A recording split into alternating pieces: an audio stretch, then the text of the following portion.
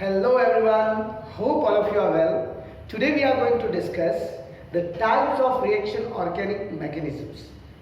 अब यहाँ पर हम लोग जो पढ़ने वाले हैं, जितना भी हमने ऑर्गेनिक केमिस्ट्री क्लास 11 के जो 6 लेक्चर्स हमने देखे हैं, उसके अलावा क्योंकि हमने सारे ऑर्गेनिक रिएक्शंस के मैकेनिज्म्स को बढ़िया से पढ़ लिया है, अब क्लास 12 में हम लोगों को ये 4 टाइप के ऑर्गेनिक रिएक्शंस पढ़ने पड़ेंगे, जिसमें सबसे पहला टाइप ऑफ ऑर्गेनिक रिएक्शन है सब्स्टिट्यूशन रिएक्शन, दूसरा है एडिशन रिएक्शन, तीसरा है एलिमिनेशन रिएक्शन और लास्ट है रीअरेंजमेंट रिएक्शन। अब इस चारों के बारे में मैं बहुत ही लिटिल डिस्क्रिप्शन दूंगा 11th स्टैंडर्ड में, क्योंकि ये सारा डिटेल्स हम लोगों को 12th स्टैंडर्ड में पढ़ना है, लेकिन फिर भी हम लोगों को थोड़ा नॉलेज होना चाहिए कि आखिर ये रिएक्शन है क्या। सब्स्टिट्यूट का मतलब क्या होता है? किसी भी एक एलिमेंट के बदले दूसरे एलिमेंट को सब्स्टिट्यूट करना। जैसे जस्ट सपोज कीजिए यहाँ पर सब्स्टिट्यूट कर रहा है हमारे मिथाइल या इथाइल ग्रुप है, CH4 मीथेन ग्रुप है, इसमें एक हाइड्रोजन को रिमूव करके रिप्लेस करके उसके पोजीशन पर हमको क्लोरीन को सब्स्टिट्यूट करना है। ये जो रिएक्शन है ये एडिशन रिएक्शन का टाइप है, क्योंकि हम यहाँ पर मीथेन को क्लोरीन के साथ ऐड कर रहे हैं और हमें जो कंपाउंड मिल रहा है वो है मिथाइल क्लोराइड प्लस HCl। तो ये एक प्रकार का क्या हो गया? यह एक प्रकार का एडिशन रिएक्शन हो गया, क्योंकि हम यहाँ पर मीथेन में क्लोरीन को ऐड कर रहे हैं, इसीलिए ये एडिशन रिएक्शन है। लेकिन एट द सेम टाइम अगर हम इसको सब्स्टिट्यूट करें, सब्स्टिट्यूट का मतलब होता है यहाँ पर 4 हाइड्रोजन में से एक हाइड्रोजन को रिप्लेस कर, एक हाइड्रोजन को यहाँ से हम रिप्लेस कर देंगे और इस क्लोरीन को यहाँ पर हम सब्स्टिट्यूट करेंगे। तो ऐसा केमिकल रिएक्शन जिसमें हम किसी भी एक्टिव साइट या फिर कार्बन के न्यूक्लियस के ऊपर में अगर हम न्यूक्लियोफिलिक एजेंट के ऊपर में इलेक्ट्रोफाइल कंपाउंड को रखेंगे तो उसके द्वारा जो सब्स्टिट्यूशन होगा उस रिएक्शन को सब्स्टिट्यूशन रिएक्शन कहते हैं। एज फॉर एग्जाम्पल, जस्ट अभी मैंने आपको बताया कि अगर हम कोई भी कंपाउंड लें और उस कंपाउंड के बदले अगर हम किसी दूसरे कंपाउंड को वहां पर सब्स्टिट्यूट करें, जस्ट सपोज कीजिए यहाँ पर CH3CH2, ये इथाइल ग्रुप हमारा एक्टिव ग्रुप है, ये यहाँ पर एक्टिव ग्रुप है, ये फ्री रेडिकल्स है, इथाइल फ्री रेडिकल्स है, अल्काइल फ्री रेडिकल्स है। यहाँ पर क्लोरीन जैसे ही कांटेक्ट में आएगा, ये दोनों फ्री रेडिकल्स है, ये जैसे इसके कांटेक्ट में आएंगे तो ये इथाइल क्लोराइड बन जाएगा C2H5CH। तो यहाँ पर हमने क्या किया? यहाँ पर हमने देखा कि दोनों जो फ्री रेडिकल्स थे वो मिलकर के एक कंपाउंड का, यहां पर सब्स्टिट्यूट नहीं हुआ। सब्स्टिट्यूट कहां पे होगा? सब्स्टिट्यूट C2H6 में से हाइड्रोजन को हटा करके क्लोराइड आयन को हमने यहां पर दिया, तो ये जो है आपका C2H5Cl और हाइड्रोजन आयन यहां से निकल जाएगा। कहने का मतलब ये हुआ कि C2H5Cl प्लस में ये ब्रेक डाउन होगा, C2H5 प्लस में और H माइनस में, ये H आपका बाहर चला जाएगा और Cl कार्बन के न्यूक्लियस के ऊपर में अटैक करके वहां पर वो सब्स्टिट्यूट हो जाएगा। इस रिएक्शन को सब्स्टिट्यूशन रिएक्शन कहेंगे। दूसरा है हमारा एडिशन रिएक्शन। जैसे कि मैंने आपको बताया कि कोई भी कंपाउंड के अंदर में अगर हम किसी दूसरे कंपाउंड को ऐड करते हैं, जैसे सपोज कीजिए आप कि यहां पर इथाइल क्लोराइड है या C2H6 है, इथेन है, और इसके ऊपर में हमने Br2 का रिएक्शन किया, मतलब इथेन में हमने क्या किया? इथेन में हमने Br2 को ऐड किया, तो ये जो कंपाउंड बनेगा C2H5Br प्लस HBr, तो इस रिएक्शन को हम लोग एडिशन रिएक्शन करेंगे। अदरवाइज एक और चीज मैं आपको बता दूं, यह एक प्रकार का ऑर्गेनिक केमिस्ट्री का एडिशन रिएक्शन जो है वो कॉम्बिनेशन रिएक्शन होगा। जैसे C2H4 है, C2H4 में हमने H2 को ऐड किया तो ये C2H6 बन गया, तो ये भी एक प्रकार का क्या हो गया? एडिशन रिएक्शन हो गया। तीसरा है एलिमिनेशन रिएक्शन। जैसे जस्ट अभी हमने इसको यहाँ पर C2H6 से हम अगर C2H4 बनाएं और यहाँ पर हाइड्रोजन गैस को रिलीज कर दें, तो यहाँ पर जो 2 हाइड्रोजन था वो एलिमिनेट हो गया। तो इस टाइप के रिएक्शन को एलिमिनेशन रिएक्शन कहेंगे। और जो आपने हाइपर कंजुगेशन में देखा था कि रीअरेंजमेंट, वापस से अगर हम किसी भी चीज को रीअरेंज करें, rearrange in the sense of, जैसे मान लीजिए यहाँ पर इथीन था, C2H4 था और यहाँ पर हमने H2 को ऐड किया तो ये C2H6 हो गया। तो हमने क्या किया, इसी इथेन में इस दोनों हाइड्रोजन को फिर से सजा दिया जो ये पहले था। मतलब इथेन से हमारा इथीन बना था, इसमें हाइड्रोजन को हमने रिमूव किया था, वापस से हमने हाइड्रोजन को ऐड किया तो ये C2H6 बन गया। तो इस टाइप के केमिकल रिएक्शन को रीअरेंजमेंट केमिकल रिएक्शंस कहेंगे। तो ये चारों टाइप का जो केमिकल रिएक्शन है जनरली हम लोगों को 12th स्टैंडर्ड में पढ़ना है। एक छोटा सा डिस्क्रिप्शन मैंने आप लोगों को दे दिया कि अगर मान लीजिए कोई आपको पूछे कि आखिर कितने टाइप्स के ऑर्गेनिक रिएक्शन मैकेनिज्म्स हैं, तो आप लोगों को याद रखना है substitution reaction, addition reaction, elimination reaction और रीअरेंजमेंट रिएक्शन। अब आ जाइए बच्चों, ये सारा का सारा जनरल ऑर्गेनिक केमिस्ट्री का कंसेप्ट था। अब जो हम लोग पढ़ेंगे, अब ऑर्गेनिक कंपाउंड्स का प्यूरिफिकेशन मेथड्स पढ़ेंगे कि कोई भी ऑर्गेनिक कंपाउंड्स हमें दे दिया और कहा कि भाई साहब आप इसको प्यूरिफाई कीजिए। तो ऑर्गेनिक कंपाउंड्स के जो मेथड्स है प्यूरिफिकेशन के, वो कुछ इस प्रकार से है। सबसे पहला मेथड है सब्लिमेशन, दूसरा मेथड है क्रिस्टलाइजेशन, तीसरा मेथड है डिस्टिलेशन, चौथा मेथड है डिफरेंशियल एक्सट्रैक्शन और पांचवा मेथड है क्रोमेटोग्राफी। इन सारे मेथड्स के द्वारा हम किसी भी ऑर्गेनिक कंपाउंड्स का प्यूरिफिकेशन कर सकते हैं। सबसे पहला मेथड है क्रिस्टलाइजेशन, सब्लिमेशन। कहोगे सर ये सब्लिमेशन मेथड होता कैसे है? तो बच्चों सब्लिमेशन मेथड्स में हमको 2 तरह के सब्सटेंस लेना है, एक सब्लिमेबल और दूसरा नॉन सब्लिमेबल। इसका मतलब क्या हो गया? सब्लिमेबल और नॉन सब्लिमेबल का मतलब एक सब्सटेंस जो सॉलिड से डायरेक्टली वेपर फेज में कन्वर्ट हो जाएगा और दूसरा जो सॉलिड से वेपर फेज में कन्वर्ट नहीं होगा। इस दोनों का मिक्सचर हमारे पास रहेगा। इस दोनों मिक्सचर को हम एक चाइना डिश में ले लेंगे।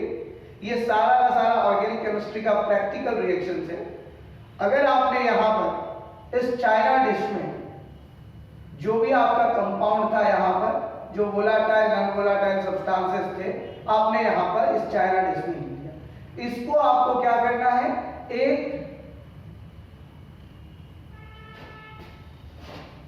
कौन सा पेपर आप लोगों ने सुना होगा, सुना है आप लोगों ने फिल्टर पेपर का नाम।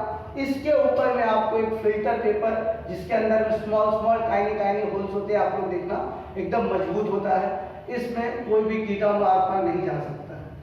एक आपको यहाँ पर इस फिल्टर पेपर को लेना है। फिल्टर पेपर के ऊपर में आपको फिल्टर को यहाँ पे रख देना और इस फिल्टर में ऊपर में आपको कॉटन का कॉर्क दे देना, रुई यहाँ पे डाल देना। अब नीचे से आपको बंसेन बर्नर से हीट करना है। क्या करना है? बंसेन बर्नर से हीट करना है। तो जैसे आप हीट करोगे तो आप लोगों को पता है इसमें से धुआं निकलेगा, राइट? तो ये जो धुआं निकलेगा, ये जो वेपर निकलेगा, वो इस फनेल के अंदर में स्टोर हो जाएगा। तो इसके अंदर में जो स्टोर होगा वो हमारा सब्लिमेबल कंपाउंड्स होंगे और जो यहाँ पर चाइना डिश में रिटेन हो जाएगा वो हमारा नॉन सब्लिमेबल कंपाउंड। तो इस तरीके से हम किसी भी 2 वोलाटाइल ऑर्गेनिक कंपाउंड्स को, जो मतलब सब्लिमेबल और नॉन सब्लिमेबल है, उसको हम सेपरेट कर सकते हैं।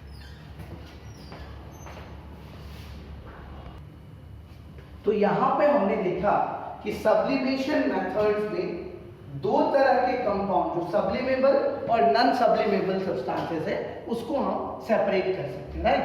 तो सब्लिमेबल और नॉन सब्लिमेबल सब्सटेंसेस को हम लोग इजीली जो है, क्योंकि हम जैसे ही चाइना डिश में लेंगे जिसका सब्लिमेशन पॉइंट कम होगा वो वेपर के फॉर्म में इस फनेल के अंदर में स्टोर हो जाएगा और जिसका सब्लिमेशन पॉइंट ज़्यादा होगा, जो नॉन सब्लिमेबल होगा वो जो है हमें इस चाइना डस्ट में मिलेंगे। तो इस तरीके से एक प्रकार से हम इस ऑर्गेनिक कंपाउंड्स को प्योर कर सकते हैं। दूसरा टाइप है हमारा डिस्टिलेशन। डिस्टिलेशन जनरली दो ऐसे सॉलिड का किया जाता है, या फिर आप कह दीजिए सॉलिड सॉल्यूशन का डिस्टिलेशन किया जाता है, जिसमें से इंप्योरिटीज को रिमूव किया जाता है। किसी भी दो सॉलिड को सबसे पहले हम लोग क्या करेंगे, सॉल्यूशन करेंगे, और सॉल्यूशन करने के बाद उसमें से जितनी भी इंप्योरिटीज है उसको डिफरेंट मेथड से हम इसको अलग करेंगे। तो ये हमारा पहला सब्लिमेबल और नॉन सब्लिमेबल से सब्लिमेशन, ये पहला मेथड। दूसरा मेथड जो है वो है हमारा क्रिस्टलाइजेशन। क्रिस्टलाइजेशन में खास करके सॉलिड्स के क्रिस्टल्स बनते हैं, ये हम लोगों को याद रखना है। तो क्रिस्टलाइजेशन मेथड में जब भी ऐसे कंपाउंड्स जो पानी के साथ हो सकता है डिसॉल्व ना हो, जो आप कह सकते हो ऐसे क्रिस्टल्स जो इनसॉल्युबल हो, जो नॉन वोलेटाइल हो, तो उसको सबसे पहले आपको क्या करना है, उस वोलेटाइल सब्सटेंसेस को कॉनिकल फ्लास्क में ले लेना है। वोलेटाइल सब्सटेंसेस जो भी क्रिस्टल्स था, आपको उस क्रिस्टल्स को आपने ले लिया और यहां पर आपने उसको डिसॉल्व करने की कोशिश की। एक बार आप हीट करोगे, दूसरी बार आप कूल करोगे और फिर इसको यहां पर निकालोगे। अब जो आपको क्रिस्टल्स मिला है उस क्रिस्टल्स में अभी भी इंप्योरिटीज है, तो इस क्रिस्टल को हम वापस से क्या करेंगे, ड्राई करेंगे। ड्राई करने के बाद अगर फिर भी उसके अंदर इंप्योरिटीज है तो उसको ओवन में रखेंगे। ओवन में रख करके उसकी इंप्योरिटीज को इवापोरेट करके फिर जो हमें क्रिस्टल्स मिलेगा, इस क्रिस्टल को वापस से हमें वाटर के अंदर में डिसॉल्व करके चारकोल के साथ मिलाना है। तो चारकोल के साथ जैसे हम मिलाएंगे, उसके बाद जितनी भी इंप्योरिटीज होगी चारकोल इसको एब्जॉर्ब कर लेगा और उसके बाद जो हमें क्रिस्टल मिलेगा उस क्रिस्टल को ड्राई करेंगे तो हमें प्योर क्रिस्टल मिलेगा। तो क्रिस्टलाइजेशन मेथड जो होता है वो generally solid state organic compounds के लिए होता है। सॉलिड स्टेट ऑर्गेनिक कंपाउंड्स में जो खास करके वोलेटाइल और नॉन वोलेटाइल होते हैं। वोलेटाइल और नॉन वोलेटाइल कहने का मतलब एक इंप्योरिटीज ना भूले और दूसरा जो प्योर हमारा क्रिस्टल है वो डिसॉल्व हो जाए। तो इस मेथड के थ्रू हम ऐसे ऑर्गेनिक कंपाउंड्स को डिसॉल्व करेंगे जो ऑर्गेनिक कंपाउंड खासकर वोलेटाइल और नॉन वोलेटाइल का मिक्सचर होगा और उसको क्रिस्टलाइजेशन मेथड से हम लोग उपयोग कर सकते हैं। तीसरा जो सबसे ज्यादा इंपॉर्टेंट टॉपिक है बच्चों, ये है डिस्टिलेशन। आप लोगों ने नाम सुना होगा डिस्टिलेशन मेथड। ये जनरली 4 टाइप के डिस्टिलेशन मेथड होते हैं। पहला है सिंपल डिस्टिलेशन मेथड, दूसरा है फ्रैक्शनल डिस्टिलेशन मेथड, तीसरा है डिस्टिलेशन अंडर रिड्यूस्ड प्रेशर और चौथा है स्टीम डिस्टिलेशन मेथड। इस चारों डिस्टिलेशन मेथड को 1 to 1 हम लोग पढ़ेंगे। तो पहले आप लोग ये सब्लिमेबल और नॉन सब्लिमेबल जो सब्लिमेशन मेथड है वो समझ गए होंगे, क्रिस्टलाइजेशन मेथड समझ गए होंगे। अब आ रही है डिस्टिलेशन मेथड। डिस्टिल, आप लोगों ने नाम सुना है डिस्टिल्ड वाटर। अब डिस्टिलेशन मेथड जो होता है, simple distillation method, 2 volatile substances जो खास करके लिक्विड स्टेट में है, 2 वोलेटाइल जो घुलनशील है, जिनके बॉइलिंग पॉइंट का वोलेटाइल सॉल्यूशन में बॉइलिंग पॉइंट में थोड़ा ज्यादा का difference in boiling point at least 30 degree Celsius. Difference in boiling point कम से कम 30 डिग्री सेल्सियस अगर हुआ तो हम लोग सिंपल डिस्टिलेशन मेथड के थ्रू वैसे ऑर्गेनिक कंपाउंड्स को सेपरेट कर सकते हैं। सबसे पहले आप क्या करोगे, उसे राउंड बॉटम फ्लास्क, नाम सुना है आप लोगों ने, राउंड बॉटम फ्लास्क को क्लैंप के थ्रू हम लोग इसको अटैच कर देंगे। यहां पर हमारा क्लैंप होगा, इस क्लैंप से हम इसको अटैच करेंगे। उसके बाद यहां पर कॉर्क डालेंगे। कॉर्क डाल करके यहां से हम एक बाथ ट्यूब कनेक्ट करेंगे। इस बाथ ट्यूब में वाटर अंडर रिड्यूस्ड प्रेशर के साथ इसमें से वापस एक ऐसा हमारा यहां पर राउंड बॉटम फ्लास्क होगा। तो इस दो वोलाटाइल मिक्सचर में से, इसमें से बहुत सारे वोलाटाइल लिक्विड्स है, वोलाटाइल सॉल्यूशन है, इस वोलाटाइल सॉल्यूशन का बॉइलिंग पॉइंट्स में डिफरेंस है। तो जैसे ही हम इसको यहाँ पर हीट करेंगे, क्या करेंगे, यहाँ पर हम इसको हीट करेंगे, तो हीट करेंगे तो जिसका बॉइलिंग पॉइंट कम होगा वो जो है आपको जा करके इसमें स्टोर हो जाएगा, और जिसका बॉइलिंग पॉइंट ज्यादा होगा, मैक्सिमम बॉइलिंग पॉइंट वाला, जिसका बॉइलिंग पॉइंट ज्यादा होगा वो यहाँ पे स्टोर होगा, और लो बॉइलिंग पॉइंट वाला यहाँ पे स्टोर होगा। तो इस मेथड को सिंपल डिस्टिलेशन मेथड याद रखना बच्चों, सिंपल डिस्टिलेशन मेथड मतलब सीधा सीधी दो वोलाटाइल ऑर्गेनिक कंपाउंड्स जिनके बीच का ऑर्गेनिक कंपाउंड्स का बॉइलिंग पॉइंट का डिफरेंस ज्यादा हो, जिस कारण से दोनों को हम अलग अलग राउंड बॉटम फ्लास्क में सकते। दूसरा है fractional distillation, distillation under reduced pressure and steam distillation. ये चारों method except this volatile solution, volatile solution तो है लेकिन उनके बॉइलिंग पॉइंट का डिफरेंस बहुत कम है। अगर बॉइलिंग पॉइंट का डिफरेंस कम है तो क्या होगा बच्चों, अगर मान लो 3 केल्विन, 4 केल्विन, 5 केल्विन ऐसे कुछ डिफरेंस हो तो फिर हम उसको कैसे सेपरेट करेंगे? तो उसको सेपरेट करने के लिए हम लोग फ्रैक्शनल डिस्टिलेशन मेथड का यूज करेंगे, जिस फ्रैक्शनल डिस्टिलेशन मेथड में हम लोगों को वापस से राउंड बॉटम फ्लास्क लेना है, इसको क्लैंप के साथ अटैच कर लेना है, इसके अंदर से हमें एक बाथ ट्यूब लेना है, फिर यहाँ पर एक ट्यूब रखना है, यहाँ पर एक कॉनिकल फ्लास्क लेना है, और वापस से इस कॉनिकल फ्लास्क में से हमको एक और कॉनिकल फ्लास्क ऐड करना है, और यहाँ पर हमें प्योर सब्सटेंस। कहने का मतलब जो अलग अलग यहाँ पर आप देखोगे ये जो फ्रैक्शनल का ट्यूब है इसमें अलग अलग पॉइंट्स पे आपको दिखेंगे कि कौन कौन सा, क्योंकि बॉइलिंग पॉइंट बहुत ही कम डिफरेंस का है, तो जिस कारण से जिसका हैवी बॉइलिंग पॉइंट होगा, जैसे मान लीजिए 334 एंड 337 केल्विन, तो 337 वाला नीचे में स्टोर होगा, 334 ऊपर में, फिर ये जाएगा, फिर इसको हम लोग सेपरेटिंग फनल के थ्रू, सेपरेटिंग फनल आप लोगों ने देखा होगा, उसके थ्रू इसको हम लोग सेपरेट कर सकते हैं। तो बहुत सारे ऐसे मेथड है जिसमें फ्रैक्शनल डिस्टिलेशन, आप लोगों ने क्रूड पेट्रोलियम ऑयल से, केरोसिन, पेट्रोल, डीजल, उसमें हम लोग फ्रैक्शनल डिस्टिलेशन मेथड का यूज करते हैं। Distillation under reduced pressure, distillation under reduced pressure में क्या होगा, जैसे ही हम प्रेशर को रिड्यूस करेंगे, प्रेशर को रिड्यूस करेंगे तो ऑटोमेटिकली जिसका बॉइलिंग पॉइंट कम होगा वो इजीली बाहर आ जाएगा, और जिसका बॉइलिंग पॉइंट ज्यादा होगा वो नीचे में स्टोर हो जाएगा। एक दूसरा होता है स्टीम डिस्टिलेशन, जिसमें हम दो वोलाटाइल ऑर्गेनिक कंपाउंड्स को हीट करेंगे, उसके सॉल्यूशन को जैसे हीट करेंगे तो स्टीम के रूप में जो हमें नॉन वोलाटाइल या वोलाटाइल्स में जिसका बॉइलिंग पॉइंट कम हो उसकी प्राप्ति होती है, तो उस मेथड को हम लोग स्टीम डिस्टिलेशन मेथड कहते हैं। ये मेन चार जो है हमारा सिर्फ और सिर्फ डिस्टिलेशन का। Next one is differential extraction, अलग अलग तरीके से हम लोग किसी भी दो ऑर्गेनिक कंपाउंड्स को एक्सट्रैक्ट कर सकते हैं। जैसे उस ऑर्गेनिक कंपाउंड्स का सॉल्ट दिया होगा, उस ऑर्गेनिक कंपाउंड्स में से हमें उस एलिमेंट्स को एक्सट्रैक्शन करना है, तो उस मेथड को हम लोग डिफरेंशियल एक्सट्रैक्शन, अलग अलग मेथड से उस सेम एलिमेंट को अलग अलग सॉल्ट से हम लोग डिफरेंशियल एक्सट्रैक्शन मेथड्स के थ्रू बताएंगे। और सबसे ज्यादा जो अभी हमारा करंट मॉडर्न सिचुएशन चल रहा है, इसमें हम लोग क्रोमैटोग्राफी का यूज करते हैं। जितनी भी फार्मास्यूटिकल कंपनीज है, जितनी भी केमिकल कंपनीज है, वो क्रोमैटोग्राफी के डिटेक्शन से ही इन सारे चीजों को, कंपाउंड्स का पता करता है। तो पहला जो हमारा है एडसॉर्प्शन क्रोमैटोग्राफी, दूसरा कॉलम क्रोमैटोग्राफी, तीसरा थिन लेयर क्रोमैटोग्राफी, और चौथा partition chromatography.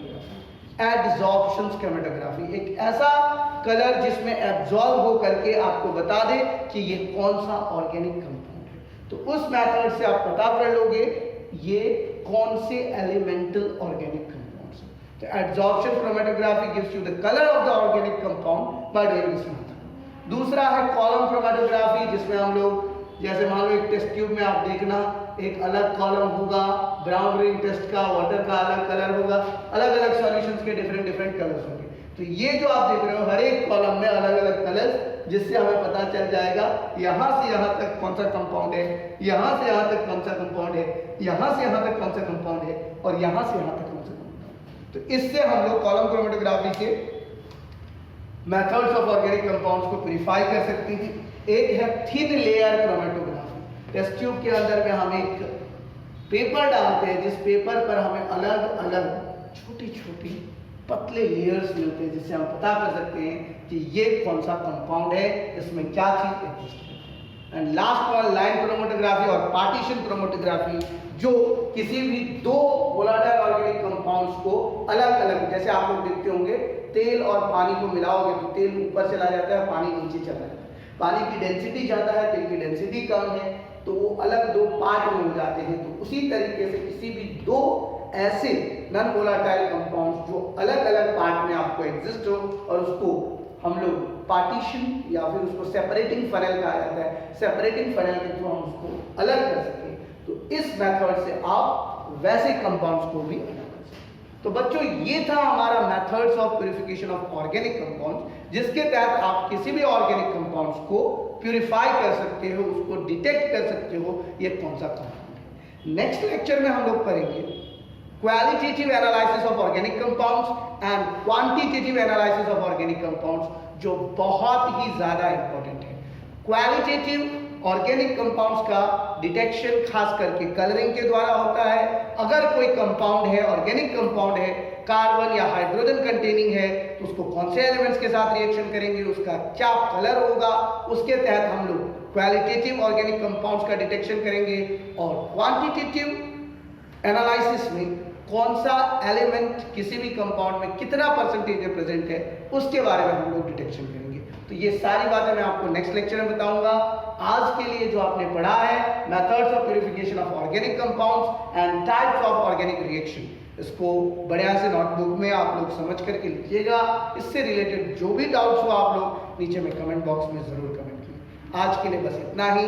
Thank you very much. Have a great day.